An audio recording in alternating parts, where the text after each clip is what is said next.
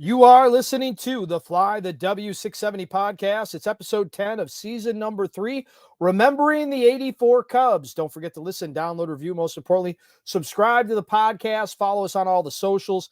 Fly the W670 on Twitter, Instagram, and on Facebook, or email us at flythew670@gmail.com. Crowley, happy end of another week. Nothing much happening as far as Cubs news. Lots of rumors, lots of people saying that eventually Cody Bellinger and the Cubs are going to come to a deal. But at this moment, nothing quite new on that front.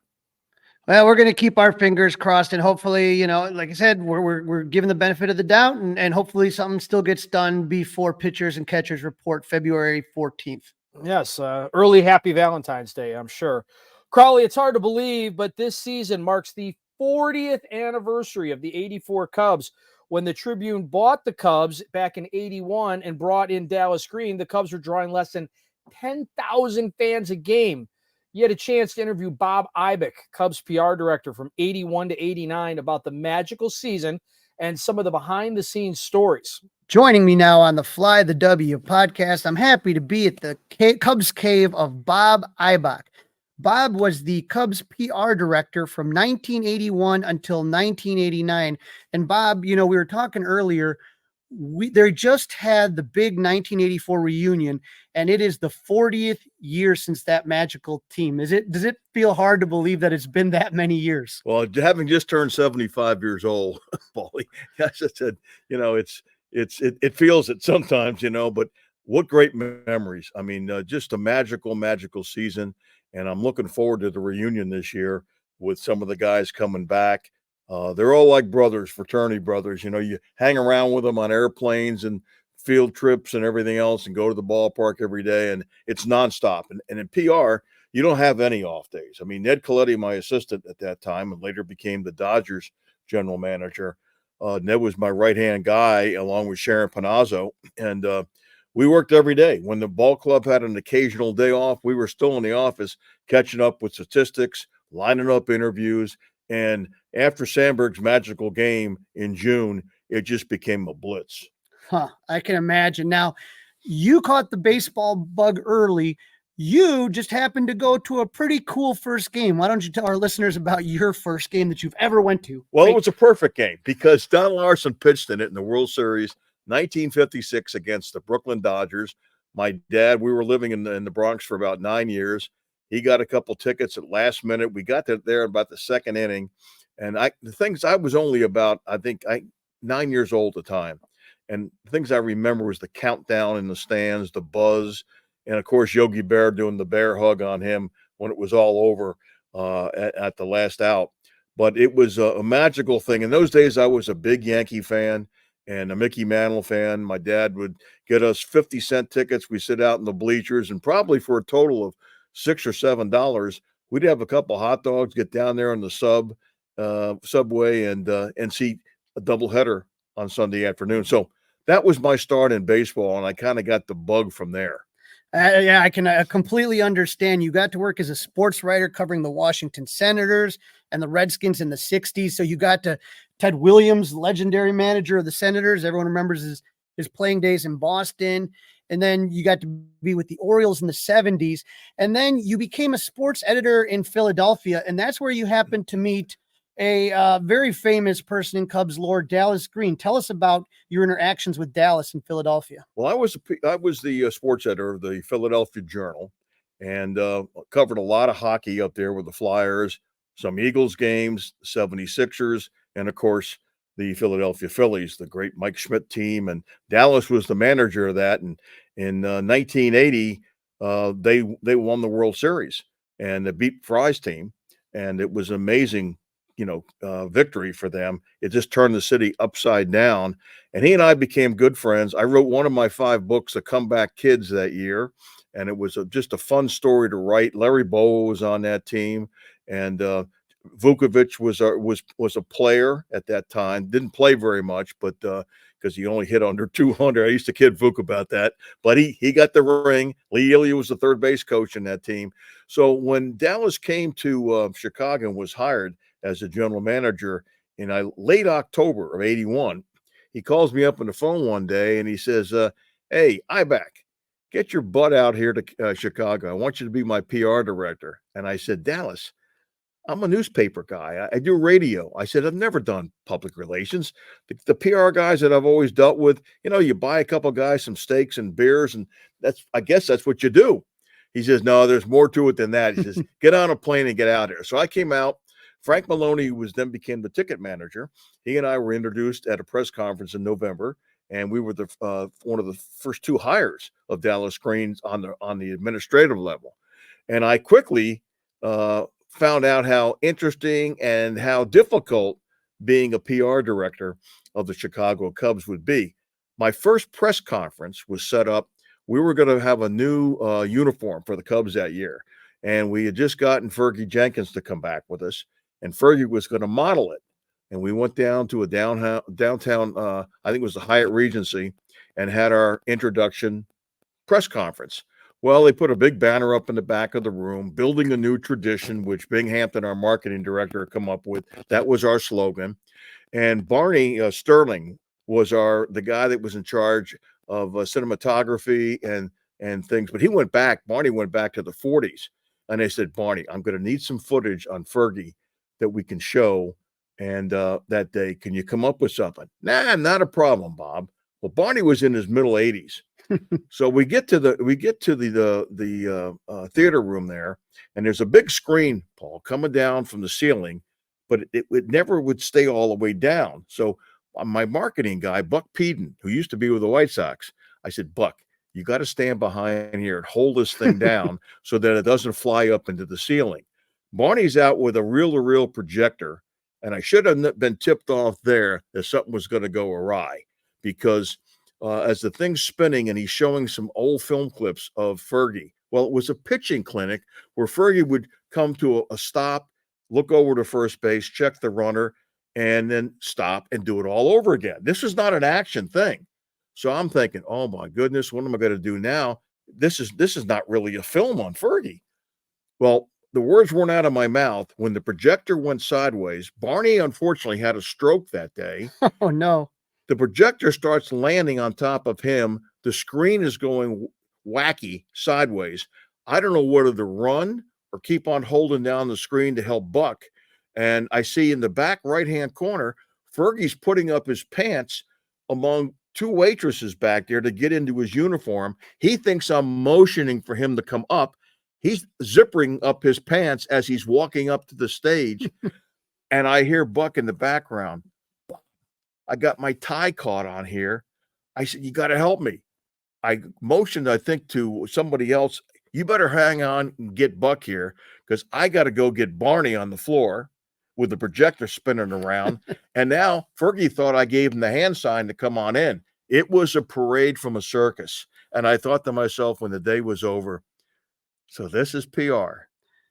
Well, the Cubs, Bob, the Cubs needed good PR, because when the Tribune buys the Cubs from the Wrigley family and they bring Dallas over and he brings you guys over there, this is not what people think about when they think about Cubs. It's not what pops in your mind. That team in 1981 was drawing less than 10,000 fans. It would almost be unrecognizable to Cub fans today, wouldn't you say? Yeah.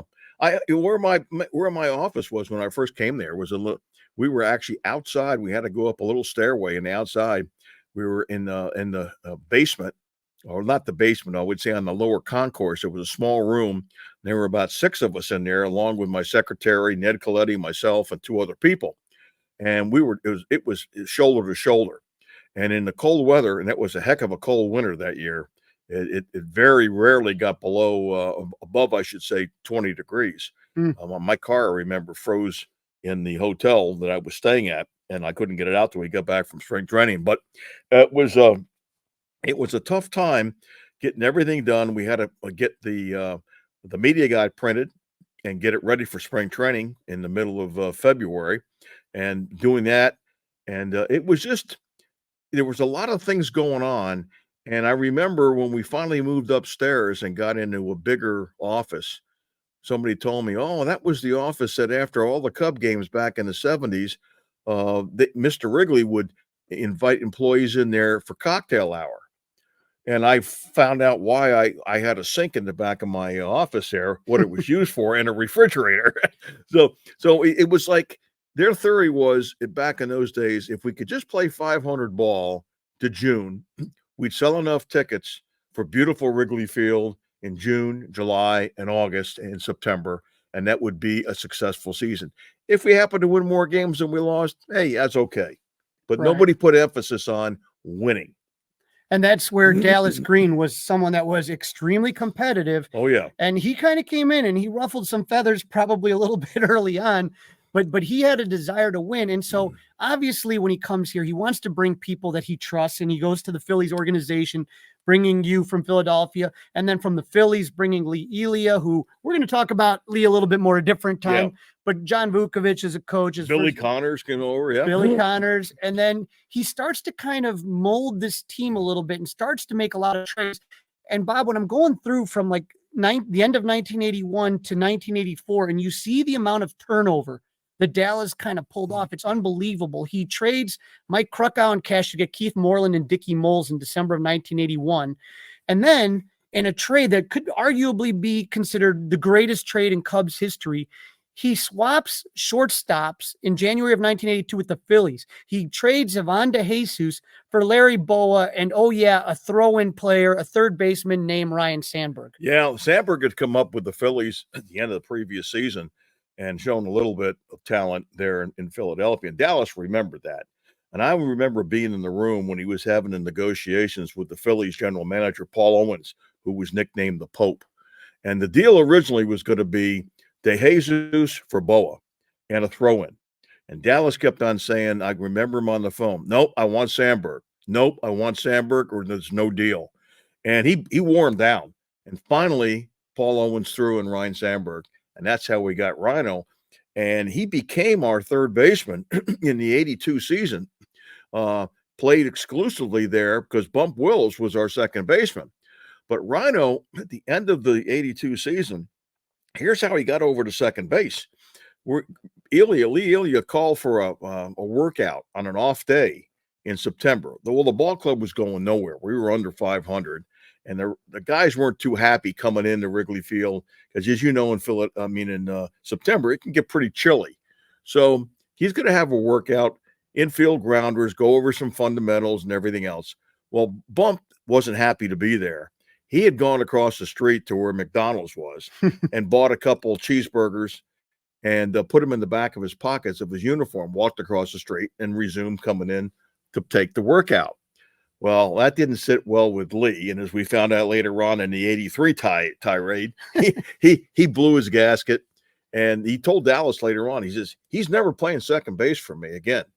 And that's when Sandberg got into a few games at the end of September and was over at second base. And the following season, Rhino was moved over to second base. So you can say that Ryne got over to second base the next season thanks to the result of 2 Big Mac or cheeseburgers. I think there might be an advertising tie in there, Bob. But, now that Sandberg is able to play a little bit of second, Dallas goes and he trades a couple minor leaguers. He gets Ron Say, and he brings over Steve Trout from the South Side. And so on the 4th of July in 83, the Cubs were really only 1 game out of first place, and that's pretty good, but rough second half. They once again, they finish in 5th place, 19 games behind the Phillies.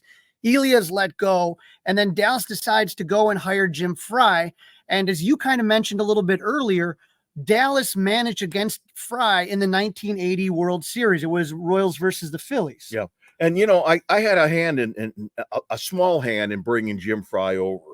And it goes back to the years when I covered the Orioles, and Jim Fry was one of Earl Weaver's coaches. And Jim was a student of hitting. He was a great hitting coach, and he was a first base coach with the Orioles. And I had a pretty good relationship with him. And I know when Dallas said he was going to be a candidate to be our manager, he sent me and he says, take your wife to Baltimore. I know you guys are back there. Take Jim and his wife Joan out to a nice restaurant and have a dinner. So I took him to a great restaurant, seafood place. Big, huge lobsters. And of course, my wife ate one whole lobster that night that they're still talking about back there. But I came back and I reported back to Dallas, and I said, I think he'd be a pretty good manager here. He knows the game. He knows hitting. He could help out some of the guys. He's a little feisty. He's got some of that Earl Weaver in him. And I think Dallas was considering also Joe Torre at that time, who that was kept kind of private. Joe came down one night, and I'm back in my office right across from Dallas's office, and there's a bathroom there leading over to where the poodle was, our lunchroom.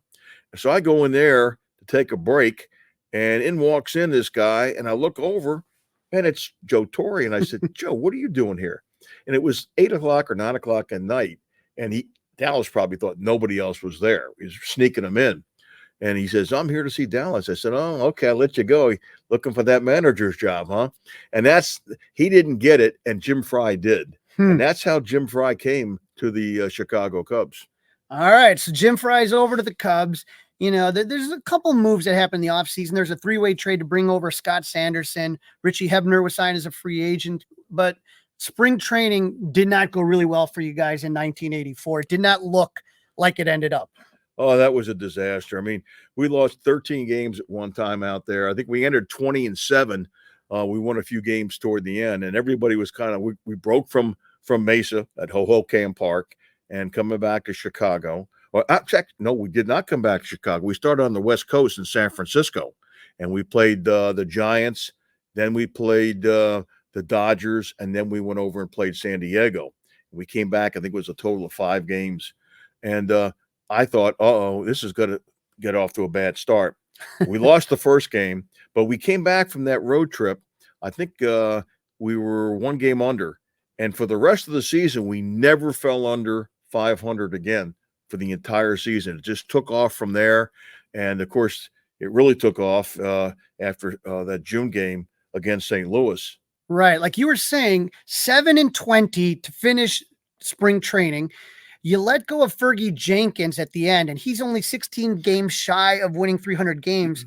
But I think that kind of speaks a little bit to Dallas's desire to win, is that, hey, I'm not here for, token wins. We're here to try to put together a team. How hard was that, though, to have to let go of Fergie at the end of spring training? Well, I was one of the guys that was down there in the field when we had to say goodbye to him. And Fergie's a classy guy.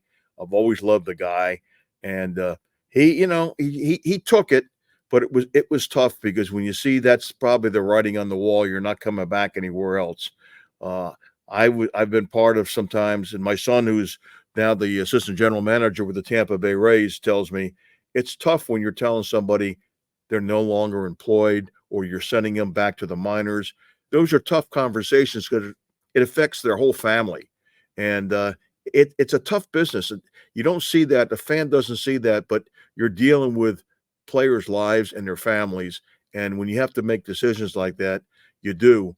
But as Dallas always said, I've got to make the tough decisions. And he was prepared to do that.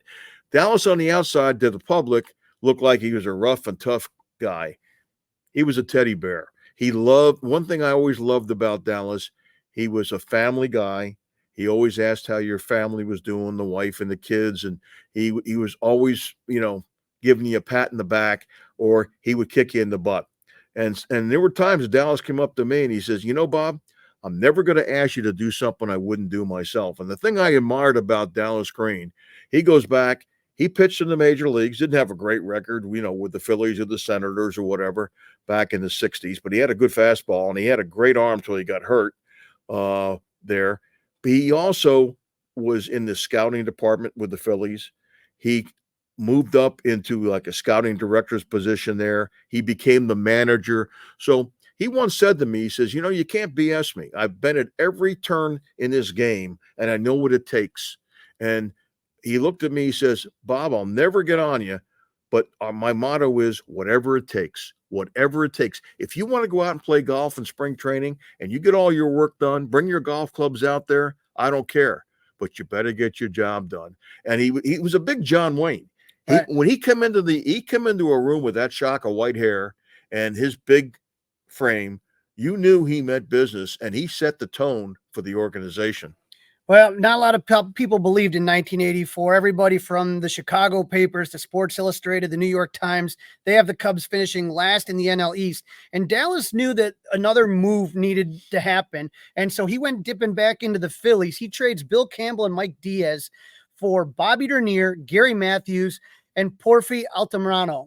That had to have been, that was right before opening day. That's kind of a shocking move so close to the season starting. Well, the two keys there were obviously Dernier and Matthews, because Matthews, the Sarge, he was going to be our captain, our kind of our go-to guy to rally everybody, and he did that. I mean, he and Keith Moreland became instrumental. And when we lost a couple tough games, nobody got down on themselves. And Dernier, I mean, that was the 1-2 combination, top of the order, and with Sandberg batting 2 and Dernier lead off, that set the table for the middle of the order to produce, and that was a key move to get us going off to a decent start. Not only that, but it improved the outfield defense from 83 completely, because you had Leon Durham playing left. You had Moreland was still in right. It's at center. It just the defense wasn't there, and by getting by putting Leon Durham in first base, by putting Matthews in left, and by having Bobby D in center, it really improved the defense. Not even and you said the offense, obviously. Well, one thing I got to tell you, you mentioned Leon Durham. There's an interesting sidelight to this. Most fans don't know about that. Everybody remembers the '84 Cubs and out in San Diego and the ball going through his legs. Well, if you go back a few years, we had a trade on the table with the Philadelphia Phillies where we would have gotten Dernier, we would have gotten Matthews, and we would have been sending various players over to the Philadelphia Phillies, one of which would have been Leon Durham. And when that trade was nixed because of a budget matter, I thought Dallas was going to resign, because Tribune came back and you can't do this deal. It was put us over budget, and Dallas slammed his fist down. I remember we were in the winter meetings when this went on, and he says, dang it. He says, this would get us up to second place and compete in the NL East. He says, that's what we're here for, and not just to go ahead and just be there and play 500 ball. So when that deal didn't go down, it was ironic that 2 years later, now we make the deal and we get Dernier and we get Matthews, but we still had Durham. Durham would have been a member of the Philadelphia Phillies in October of '84. He would not have been out there in San Diego on October the 7th when that ball went through his legs. This is season 3, episode 10 of the Fly the W670 podcast. Remembering those '84 Cubs. Don't forget to listen, download, subscribe to the Fly the W podcast. And of course, don't forget to leave that 5-star review. Well, the Cubs get out of the gate quick. They're 12-8. They're tied for first with the Mets and the Phillies. They're still in first place on May 25th. They got 26-16 record when Dallas pulls off another trade. This time he's trading longtime fan favorite Bill Buckner to the Boston Red Sox. You talk about balls going between the legs, but he swaps Buckner for Dennis Eckersley, and slowly but surely that rotation, because he had a lot of guys that were injured. Big Daddy, Rick Russell was injured. You had some injuries on there, but now 3 out of the 5 guys on there were because of trades Dallas Green made.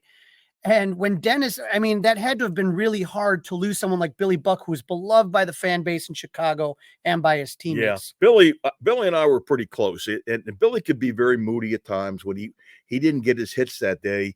He always had a favorite expression. We were in a ball game 4-3, and Buck would go 1 for 5, and we'd be sitting in the clubhouse way down the left field on that old clubhouse, and somebody would say, "Hey, Billy, good game. Put a smile on your face." And he'd look at him and say, "You be happy." And that became his nickname, "You be happy," because after the game's over, our great trainer Tony Garofalo in those days, he took a lot of time with Buck. Buck went through a lot of pain, and he would sit there with 2 buckets filled with ice and soaking his ankles sometimes for an hour after every ball game. He played hurt. And I had to go down there the day that, we go in the clubhouse, one of those deals. "Hey, Buck, we're sending you to Boston and we're getting Eckersley." And that's how that went down. Eckersley, on the other hand, when he arrived, one of my favorites, because he was a character. He always had different sayings for different pitches. He had his own lingo. And after ball games, I would get some of the writers coming up in the clubhouse, and he says, "What's he talking about cheese? What's he talking about this?" He had little nicknames for everything. I said, "You got to get a new vocabulary out when you're dealing with Dennis." But Dennis had that little spark in him. He was a go-getter. Yeah, and his first game is on May 27th, and that game is famous because of a reversed call on a home run by Ron Say. The pitcher, Mario Soto, shoves the umpire, and the next thing you know, they're deciding whether it's a home run or not, and he gets into it with Don Zimmer. I mean, talk about a crazy game. Well, Zim was another one of the favorite characters, our third base coach, and he was a baseball lifer. I could sit around on the plane and listen to him talk about baseball and some of his experiences. But one funny story that always sticks in my mind about Zim, actually two, we'd be flying into Philadelphia, and Zim and Harry Carey and George Frazier, our relief pitcher, they would get off on the tarmac. There'd be a limousine waiting for them to whisk them away at night down to Atlantic City. And they wouldn't reappear until the next morning at Veterans Stadium at 9:00 in the morning. So I used to think, oh, that's great. Our third base coach, our announcer, and our relief pitcher are not getting sleep at all. But no, Zimmer, the other story would be years later when he was a manager, I'd go down and get some starting lineups from him about 9:00 in the morning. And he'd say, "Bob, come back in a half an hour. The racing form's here, and I got to get my ponies going." I mean, they're a classic character. Now, the Cubs are still in it when you talk about June, and Dallas has one more big trade up his sleeve on June 13th. He's going to send Mel Hall, Joe Carter, Don Schultz, and Darren Banks to the Indians for Rick Sutcliffe, George Frazier, and Ron Hassey. And that Sutcliffe trade, he was rookie of the year with the Dodgers, and then kind of things went a little bit sideways. He ends up in Cleveland where it's not happening. He makes his debut on June 19th. He gets the win. Rick Sutcliffe has one of the most unbelievable runs I ever seen in my life. He goes 16-1 with the Cubs. What did having Sutcliffe bring to the team? He was an anchor. You knew when he took the ball every 4 or 5 days, okay, he was going to get you a W, or he's going to go deep into the ball game and enable us to bring in somebody like Lee Smith to close it out or whatever. Sut, the Red Baron. I mean, he and Jody Davis just hooked up. I mean, as a battery, and you almost could write it into your book, okay? And sometimes I almost did because Sut was always good for that W all the way up to later in the year when we clinched it in Pittsburgh on September 24th with Jody Davis behind the plate catching that last strikeout. It was amazing. Sutcliffe deserves so much credit for that season. But when you have a pitcher like that, everybody else falls in at 2, 3, and 4. It makes the whole staff better. So now the Cubs are starting to really kind of pick up a little bit of steam. And June 23rd, 1984 is clearly a game that is etched in Cub fans' memories. Cubs versus Cardinals, game of the week. Ralph Citarella versus Steve Trout. The Cubs are down 7-1, then 9-3, and they enter the bottom of the ninth, trailing 9-8. And Sandberg comes up to the plate against the best closer in the game, the best, former Cub Bruce Sutter. And he hits a solo home run. And I think a lot of us, especially for my generation, really growing up, that was like the first big baseball memory you had was that Sandberg game. He ties it up. The Cardinals score 2 in the 10th to make it 11-9. Suter's still on the mound. Bobby Dernier draws a 2-out walk, and then Ryne Sandberg hits a 2-run homer. The Cubs would win in 11. And a lot of people think Sandberg won it. No, bases loaded. It is Davey Owens who gets the RBI single to win it. But that is forever known as the Sandberg game. Ryne went 5 for 6, 2 home runs, and 7 RBIs. As a PR guy, you have the game of the week, and everybody in the world people don't realize back in the day, that was it. Yeah, that was the game. Bob Costas was there. It was a game of the week. But Sandberg was almost not going to be there that day. And I'll tell you the story behind that. The year before, actually going back to 82, when he first came up as a third baseman, he started April. I think it was 1 for 30 or 1 for 31 at the plate. And I get a call into Dallas's office, and he said, I think we're going to send Rhino back to Des Moines, AAA, and get a press release ready. And we're going to probably make the announcement in 2 days to get it ready. Well, now it becomes May. And I don't know what happened, but all of a sudden, Sandberg goes out and gets 2 hits this day. Then he gets 3. Then he gets another 2. By the end of the week, Dallas called me back into his office. He says, "You got that release?" He says, "Tear it up and throw it away where the sun don't shine." He says, "That ain't going to happen." And I think it was Pat Tabler that was going to come up from Des Moines or Junior Kennedy, one of the two. I can't remember. But that never happened. And years later, I used to tell Rhino, I said, "Ryne, you don't know how close you were to going back to AAA." And I said, in this game, and I've seen it for decades, sometimes a guy goes back to the minor leagues and never comes back again. He loses his confidence, he gets injured, and he never makes it back up to the big show. So to see what happened to Rhino that day, I reflected back that night with Ned Coletti, my assistant. I said, you remember the time we had that release ready to go? And I told Ryan when he went into the Hall of Fame, I said, I should have kept that release. You get an autograph, it'd be worth something, right? Now at the All-Star break, the Cubs record was 48-36. They're within half a game. You got the Cubs, the Mets, the Phillies. They're all fighting for first. But the second half's a different stories. The Cubs are rolling. The Mets are kind of even with them, and the Phillies start to struggle. But the big moment of the second half is when the Mets – And I'm sure Dallas didn't want to hear about this, but you have that specter of 69 and the Black Cats and all that stuff. And hey, they're still in it with the Cubs. And you got a 4-game series with the Mets in the beginning of August. You got a game, and then on Saturday, and then you got a doubleheader in the middle game of the series. And then you have one more game after that. And so the Cubs take game 1, 9-3. They scored 6 runs off Dwight Gooden, who was battling Sutcliffe all year for Cy Young. He wins Rookie of the Year. Mm-hmm. And then both games of the doubleheader, but something sparked the team in that doubleheader against the Mets. Do you remember? Well, I remember that whole series, because that was a pivotal series. Everybody, when the media comes in from New York, and I grew up in New York and I know that area, okay, they had all their big shots coming on in, and they were like ready to roll out the funeral for the Cubs. 69 was going to happen all over again. They're the headlines in the papers and everything else. And I'll never forget, Moreland and Sarge were very instrumental in the clubhouse saying, "You know what? We're the Cubs, and we're going to take it to them." And in that second game of the doubleheader, I'll never forget, Ed Lynch throws an inside pitch. And I don't know I can't remember whether it hit Keith Moreland or it just backed him down and put him in the batter's box. But Moreland looked out to the mound, and then, as he's a former Texas Longhorn football player, he charges the mound, and he did a slide tackle that landed old Ed Lynch on his back. And that was the fire. Everybody kind of got around that, and we swept that series. And I always wanted to tell Ed, I wouldn't tell it to his face. I said, but I always wanted to say, you know what? You played. We should have given you a partial share in the playoff stuff that year, because that gave us that momentum of going into July. And now we flipped the switch. It wasn't the Cubs were going to fold and the Mets were going to overtake them again. It was no stopping the Cubs now.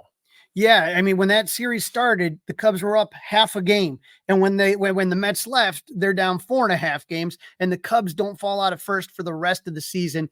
And then you talked about that battery of Jody and Rick Sutcliffe.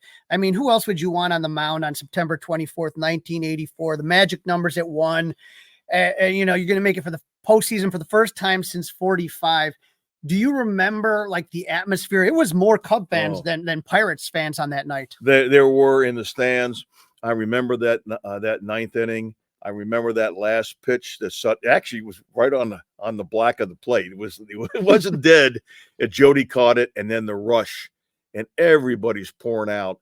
I mean, it was the emotions of that. And then I have to say the Pirates did a classy thing. Back in Chicago, everybody was downtown outside at the marquee at Clark and Addison, and they were celebrating in the streets, and all the TV cameras they put up on the big screen in center field so that the players, we all came back and watched it on the screen so that we wouldn't miss the celebration. And then we went into the clubhouse, and champagne was pouring all over the place. I got soaked, and everybody got soaked, and it was like the greatest feeling. I know my son a couple of years ago when he was in the World Series and lost to the Dodgers, when they clinched the American League Championship to get in there, he felt that champagne moment. And that's what you play for in baseball. You gut it out, spring training, 162 games, playoffs, and everything else. And that's the feeling. You want that moisture on you. And little trivia there, I found out later on the champagne bottles, okay, for anybody wondering where they all came from, Tony Garofalo's father, our trainer, had an inside thing. I think he was in the business of the liquor business, and he got all those champagne bottles together in the clubhouse. Nice. And now, as a PR director, you have the unfortunate job of trying to make sure that all those players are ready, because the news, even the next day, the 84 Cubs were the big story, the clinching since 45. So what's it like when you have to wake up all these players the next day to do media? Well, we didn't get back to the hotel after the game till probably 10 or 11 o'clock, and nobody wanted to go to bed. And we're partying all over in the hallways, in the restaurants and everything else. And of course, I had to go over to Sandberg and to Sutcliffe and to a couple other guys, Ronnie say, guys, Good Morning America wants us on, and they want us on it to be there at their studio at 7 o'clock in the morning. And Sandberg immediately turned left and bolted. And Dernier was half delirious. He said, yeah, I guess I'll be there. Moreland. So I said, guys, I'm coming knocking on the door at 6:30. And I said, I'm going to pull you out. I said, because we got to go on national TV. Well, literally, I had to pull a couple of the guys out. We got about 5 of them out there, got them into a limo, and off we went to the ABC deal and did the Good Morning America show. And then there was just an onslaught of, interviews after interviews when we got back to Chicago. And I only had a PR staff of 3 people. It was me, Ned Coletti, and Sharon Panazzo, and a secretary. We didn't have the staff they have today where they got, 9 or 10 people in PR. Plus, our department also was in charge of putting out the souvenir programs. We were putting out the yearbooks. We were arranging the Cubs caravan in the winter. It was a grind. And I know there was one time after the season, after the 84 season, I finally got a break. We lived over in Arlington Heights, and we got invited to a New Year's Eve party. Well, most of the people in the neighborhood never had even seen me. They knew my wife, but I would come home most nights at 11 o'clock, and I had to be back at the ballpark at 7 o'clock in the morning. So we go to attend this party, and I go, and Vera introduces me to the neighbors, and she says, oh, we didn't know you were married. What do you do for a living? Baseball widow, I think is the term, That's right? exactly what it was, yes. And so I guess one of the things that always stuck with me is when, before the season ends, I don't know how it happened, if it's organically, players, Jim Fry, but that march around Wrigley Field when all the players and basically thanking the fans for the 84 season. And to me, that's been a moment that's always kind of stuck in my head. Yeah, it was magical. I know during that season, after the Sandberg game, I was hosting in Northfield, in the suburbs on the north side, a Cub Fan Mania radio show there that we did once a week, and the restaurant would be sold out. 500 people would come in there, and we bring out some of the ball players on that night. And I saw that magic. I mean, it was standing room only. I couldn't believe that they would get there sometimes 2 hours before the show would begin to come in and see these guys. So it was something I never experienced before. And I've been around a lot of good crowds in Baltimore with the Orioles and seen some parades, and certainly with the Redskins and so forth. That kind of topped my list that year. And the funny thing is, this is before the Super Bowl shuffle, even that a couple of the players decide they're going to record a song, and that song became known as Men in Blue. I'm trying to think. I know Jody was on it. I know Rick Sutcliffe was on it. Leon Durham. I think was Moreland on there. None of them could sing, by the way. None of them could sing. But you give them a couple of beers and the words would come out okay. And so just that Men in Blue, I remember that clearly. And you're thinking to yourself, I mean, to me, I always felt like that was just one of the best teams I'd ever seen until 2016. And even then, you wonder, baseball's weird. Bob, I don't have to tell you that weird things can happen. And sometimes the best team doesn't always advance. But when you think about, okay, you had great guys as far as the, leading off, you had the daily double, as Harry would like to call him, Bobby D and Ryne Sandberg. You had this meat of the order where you had guys like the Sarge and Moreland and Leon Durham all driving in runs. You had a catcher in Jody Davis that just is probably, other than Gabby Hartnett, the best catcher in Cubs history. But we also had there were some fringe players there. Mm-hmm. Thad Bosley, great pinch hitter. Gary Woods, I love Gary. He's no longer with us, but just a nice guy, a good fill-in in left field. He was supportive there. We had some really good Richie Hebner, the hacker. I mean, he was a guy too that had a little edge to him, and he would get around. He'd been around baseball with the Pirates and the Tigers and so forth. Richie could put some spark there.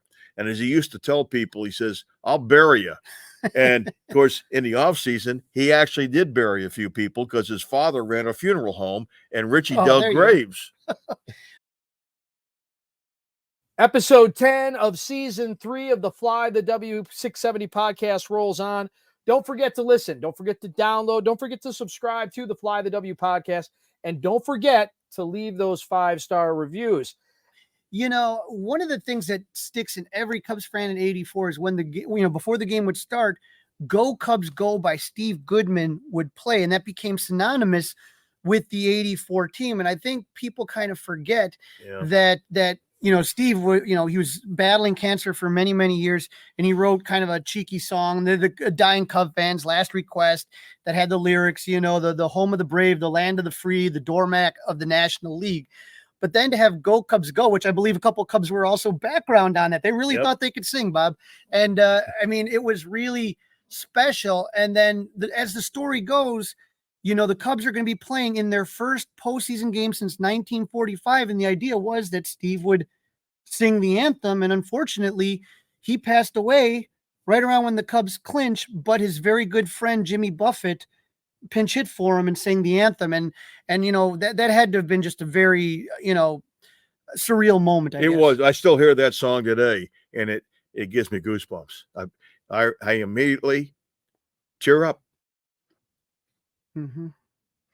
Yeah. It's just it's a beautiful song. And I'm so glad that tradition came back to sing it after a win. And just, I think about Steve Goodman all the time. And, then it gets into the postseason, and oh my God, the Cubs come out of that gate, game 1.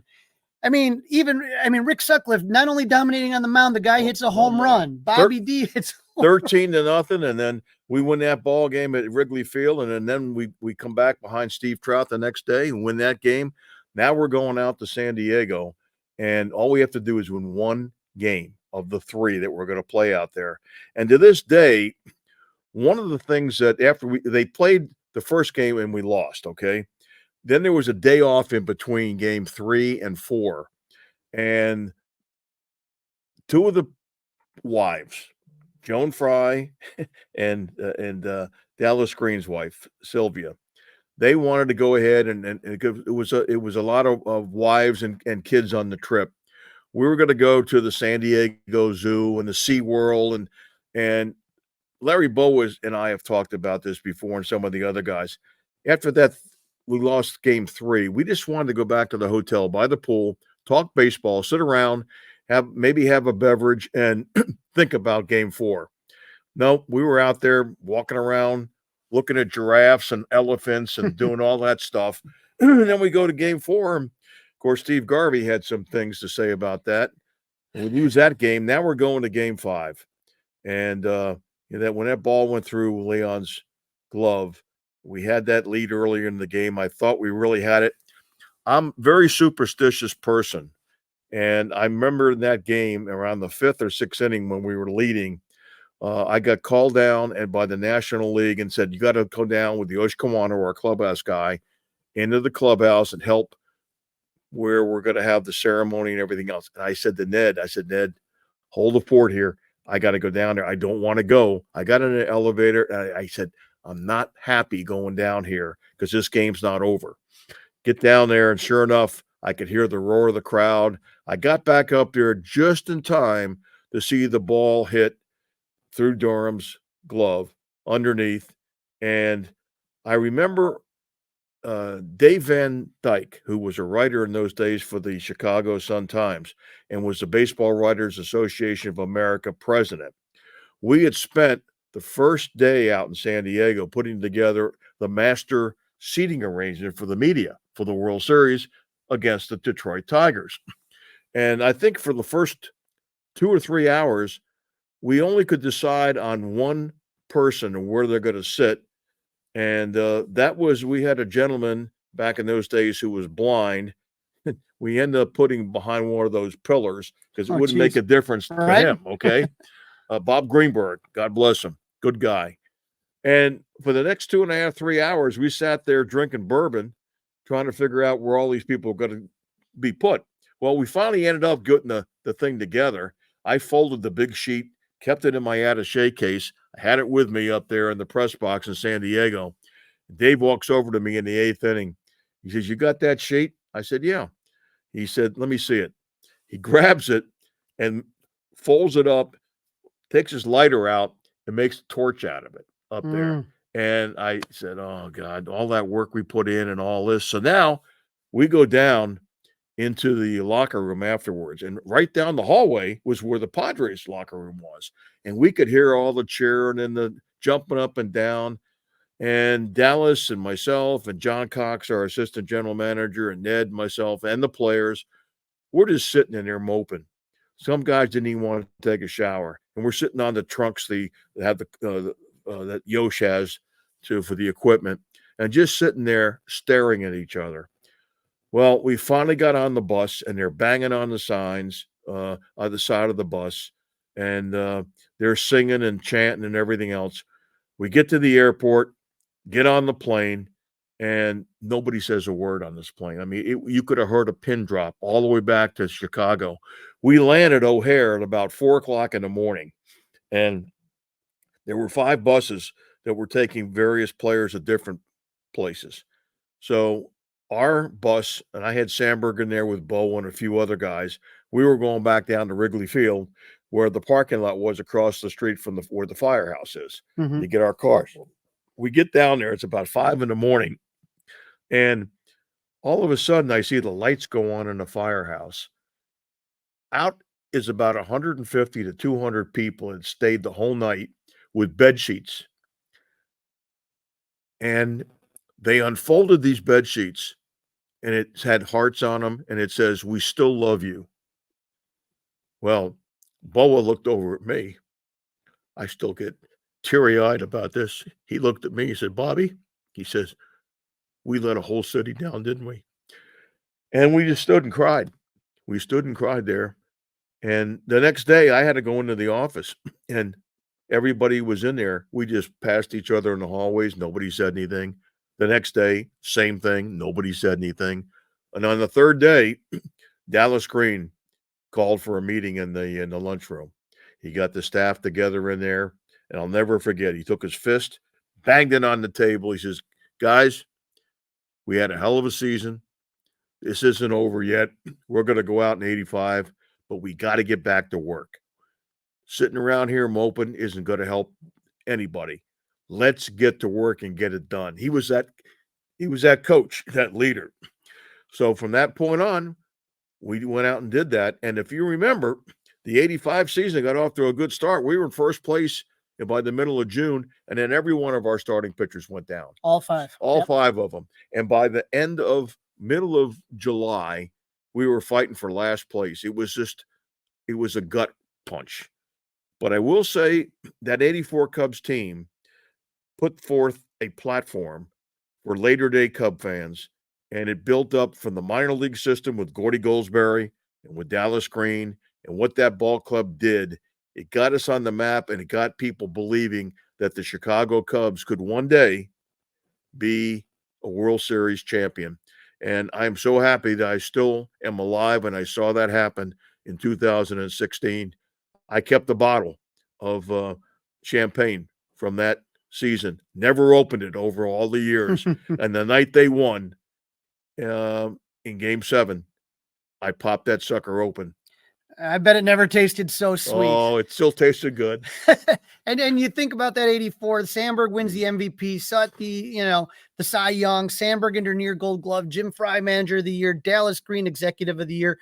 I mean, it was just absolutely fantastic. And it really, like I said, it put the Cubs back on the map. They were a forgotten team after, the 70s team kind of broke up a little bit, and then people just didn't realize the passion of the fan base. And now we are here 40 years later, and we're June 23rd, 2024 is the date for the Ryne Sandberg statue ceremony. He's the first player that's of the non-1960s team to get a statue. And obviously we know everything Rhino's going through right now, and our thoughts and prayers are with him and his family. But I mean, that's got to be, it's going to be a surreal moment to see that statue unveiled, and for all the teammates to be back like that. I have a feeling it's going to be something that Cub fans are just never going to forget. Oh, it's going to be unforgettable. And to think that when he showed up at Ho-Ho-Camp Park, actually Fitch Park is where we worked out before we went and played our exhibition games out in Mesa in 1982. A couple of the Chicago beat writers came over to me and said, "So who's this guy Sandberg that got thrown in the trade?" And I pointed over here, and they said, Fred Mitchell said to me, and Dave Van Dyke and Joe Goddard said, "That's not Sandberg. That's a bat boy. What are you doing? Trying to pull something over?" I said, "No, that's Ryne Sandberg." And I said, "I'll bring you over. I'll introduce you."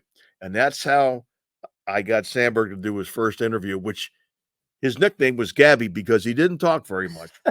And if the backstory about that, why Sandberg was always so silent, he grew up on the West Coast in Washington State, and his brother told me the story that he and his father owned a funeral home out there. Okay, and of course they had their house either next to it, I can't remember, or within it, and on the side, and they were always told to be very quiet and be respectful. And Rhino never spoke out of character. He was very, very quiet. But his brother told me, he says, "Don't ever mistake that for a lack of passion or for a lack of energy." He says, "Ryne has a look about him when he quarterbacked in high school. He'd look at you in the huddle in a certain way, and you better get your butt going because that look told it all." And I never realized it till one day during the 83 season when something happened, and it dealt with Charlie Grimm, and where we had spread his ashes around second base, and Sandberg didn't like that because he was spooked. And he looked over at me, and I said, "There's that look." So, yeah, it's going to be a big day for Rhino. I'm so happy for him and his family, and certainly want to pass along my best wishes for him. If anybody can fight something, Rhino will do it. Well, thank you so much, Bob, for giving us some of your time. I really appreciate it, and we look forward to having you back on the Fly the W podcast. Looking forward to it. Crawley, great job with that interview, but there is a little bit of sad news to report out of Cubdom. Yeah, Tom Otis Hellman passed away yesterday. He worked as a clubhouse manager for 50 years, 5 with Cincinnati, and then 45 with the Cubs. Wow. He originally started out in the visitors clubhouse and then moved to the home clubhouse in the 1990s when the legendary Yosh Kawano retired. It's just a really sad story. He was going to be missed by his family, friends, and all the ball players who he cared for like family.